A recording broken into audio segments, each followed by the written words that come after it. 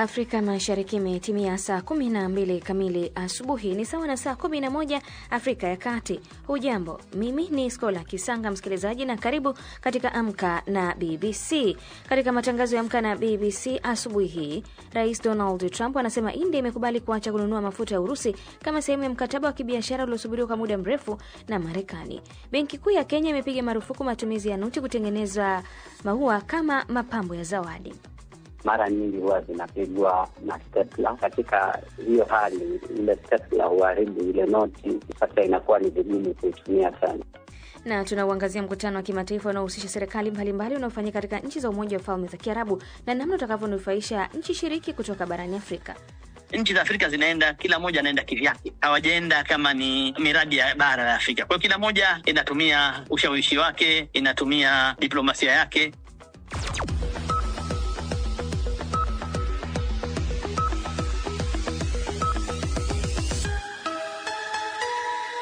Jumanne leo ya Februari 3 mwaka 2026, lakini kulia kwangu mwenzangu Halima Nyanza hapa anakusomea muktasari wa habari za ulimwengu. Halima, karibu. Asante Skola, na habari msikilizaji. Rais wa Marekani Donald Trump amesema India imekubali kuacha kununua mafuta ya Urusi kama sehemu ya mkataba wa kibiashara ambao nchi yake ilikuwa ikisubiri muda mrefu. Amesema nchi yake imepunguza ushuru wa forodha kwa bidhaa za India hadi 18%. Katika mazungumzo yao kwa njia ya simu, naye waziri mkuu wa India Narendra Modi pia amesema nchi yake imekubali kununua mafuta zaidi kutoka Marekani na pia kuna uwezekano wa kununua mafuta ya Venezuela. Wagonjwa na majeruhi wa kwanza wa Kipalestina wamevuka mpaka kutoka Gaza na kuingia nchini Misri kupitia njia ya Rafa baada ya kivuko hicho kufunguliwa tena kwa muda na Israel. Shirika la Afya Duniani limesema wagonjwa 5 tu na ndugu zao waliweza kupita sehemu za ukaguzi na kuondoka katika eneo hilo. Wapalestina wengine 50 wanatarajiwa kurejea Gaza katika upande wa pili, Israel na Misri zikiidhinisha. Njia hiyo ya Rafa ndiyo pekee kwa Wapalestina kuingia na kutoka Gaza. Vurugu zaidi zimetokea katika bunge la Somalia baada ya wabunge wa upinzani kukatiza ufunguzi wa mjadala kuhusu mapendekezo ya marekebisho ya katiba. Zaidi na Sambatenzi. Picha za video kwenye mitandao ya kijamii zinaonyesha polisi wakijaribu kuondoa baadhi ya wabunge waliokuwa wameziba njia zote za kuingia katika ukumbi wa bunge. Wabunge kadhaa wameripotiwa kujeruhiwa katika ghasia hizo. Siku ya Jumapili, wabunge 18 walisimamishwa kutokana na vurugu kama hizo. Upinzani unasema marekebisho ya katiba yaliyopangwa yanalenga kuongeza muda wa rais wa Somalia Hassan Sheikh Mohamud madarakani. Na rais wa zamani wa Marekani Bill Clinton pamoja na mke wake Hillary Clinton ambaye ni waziri wa zamani wa mambo ya nje wameitikia wito wa bunge kwenda kutoa ushahidi katika kesi ya Jeffrey Epstein aliyehukumiwa kwa uhalifu wa makosa ya ngono. Angel Urena kutoka ofisi ya Clinton amethibitisha taarifa hiyo katika mtandao wa kijamii. Uamuzi wa huo umekuja wakati ambapo wa Republican walio wengi katika baraza la wawakilishi wakijiandaa kupiga kura, na iwapo itapitishwa suala hilo lingepelekwa kwenye wizara ya sheria. Picha ya Bill Clinton imeonekana katika faili za Epstein zilizotolewa na idara ya sheria licha rais huyo wa zamani wa Marekani kutoka chama cha Democrats kukanusha tuhuma hizo. Hii ni BBC. Muhtasari wa habari za ulimwengu umesomwa na mwenzangu hapa studioni Halima Nyanza. Unasikiliza Amka na BBC kutoka idhaa ya Kiswahili ya BBC na inakutangazia kwenye FM na redio wa shirika. Nchini Kenya tusikilize kupitia Mwenedo FM, Must FM, na nchini Uganda ni Radio Kitara, Radio Lira na Radio Paidha. Jamhuri ya Kidemokrasia ya Kongo, Radio Muungano Ben na Lizadel Radio. Nchini Tanzania, Radio Wana Dar es Salaam na Radio Free Africa kule Mwanza. Matangazo haya pia unaweza kutusikiliza kwenye tovuti yetu ya internet bbcnewsswahili.com. Matangazo pia msikilizaji kujia moja kwa moja kupitia ukurasa wetu wa Facebook. Rambaza tu andika BBC Swahili. Mimi ni Skola Kisanga. Rais wa Marekani Donald Trump ametangaza kwamba amekubaliana juu ya makubaliano ya kibiashara na waziri mkuu wa India Narendra Modi, ambapo Marekani itapunguza ushuru wa forodha kwa bidhaa kutoka China hadi 18% kutoka 25%. Zaidi na Victor Kenani. Katika chapisho kwenye mtandao wa Truth Social, Trump alisema India itapunguza vikwazo vya biashara hadi 0 na pia itaacha kununua mafuta kutoka Urusi. Ushuru wa ziada wa adhabu wa 25% uliowekwa kutokana na kukataa kwa Delhi kusitisha ununuzi wa mafuta ya Urusi utaondolewa. Tangazo hilo linakuja chini ya wiki moja baada ya India na Umoja wa Ulaya kutangaza makubaliano muhimu ya kibiashara yaliyohitimisha karibu miongo miwili ya mazungumzo ya hatua. Modi alisema kwenye X kwamba amefurahi sana kuwa makubaliano na Marekani yamefikiwa.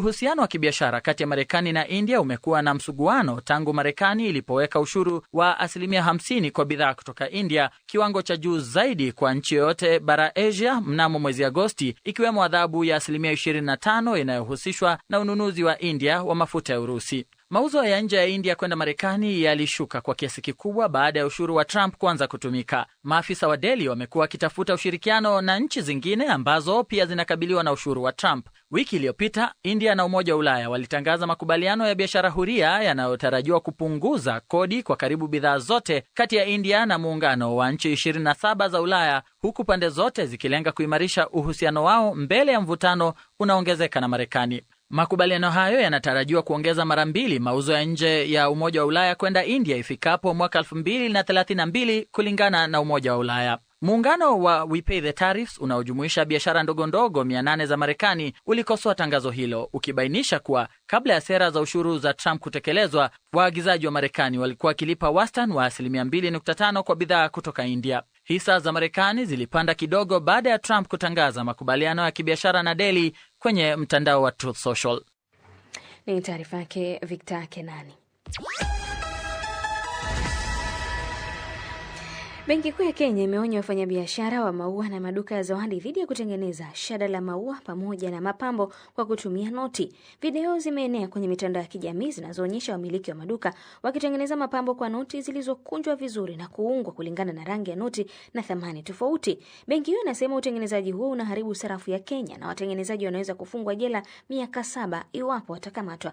Muda mfupi uliopita nimezungumza na mtaalamu wa uchumi kutoka nchini Kenya, Odhiambo Ramogi. Benki Kuu ya Kenya inalalama kwamba jambo hili linaharibu noti ama linaharibu zile pesa ambazo zinawekwa pamoja, kwa sababu zikiwekwa kama maua hivyo mara nyingi huwa zinapigwa na stapler.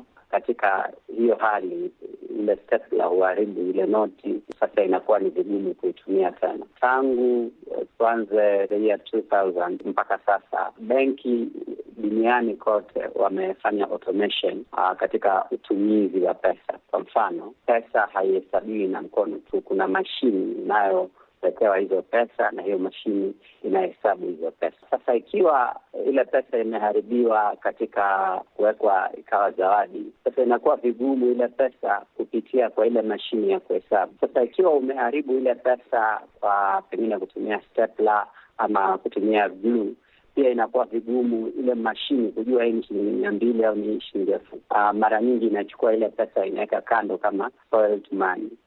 So Central Bank imekuwa ikirudishiwa pesa nyingi kama spoiled money kabla ya wakati wake kuisha. Sheria nchini Kenya inasema nini kuhusu uharibifu wa sarafu ya taifa hilo? Section 237 I think Penal Code, ambayo inasema kwamba usitumie pesa vibaya, usiharibu pesa, sura ya pesa. Sheria inakataa utumizi wa pesa namna ile kama bouquet.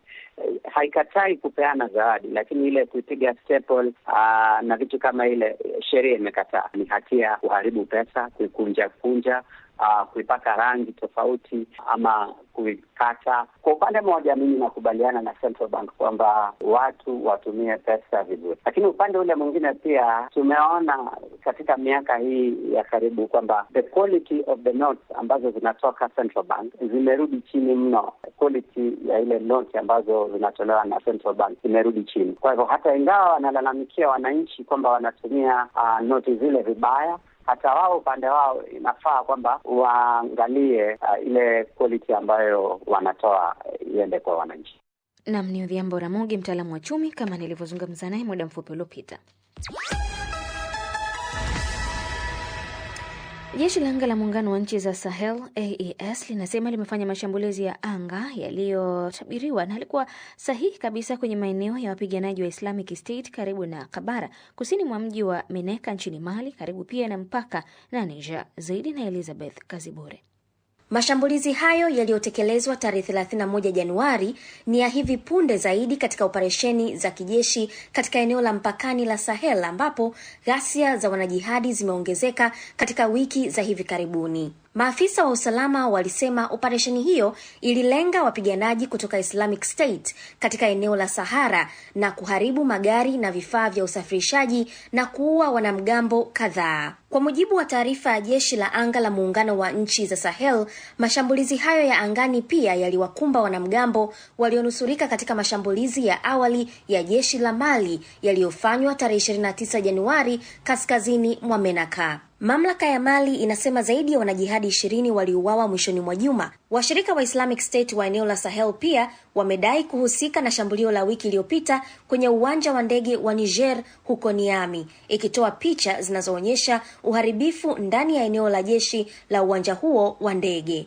Mapigano ya hivi punde yanajiri huku kukiwa na mvutano mkubwa wa kikanda kufuatia kuzinduliwa kwa kikosi cha jeshi la anga la muungano wa nchi za Sahel mwezi Disemba na Mali, Niger na Burkina Faso. Muungano huo uliundwa ili kukabiliana na makundi ya wanajihadi baada ya nchi hizo tatu kupunguza ushirikiano na vikosi vya nchi za magharibi na kuimarisha uhusiano wa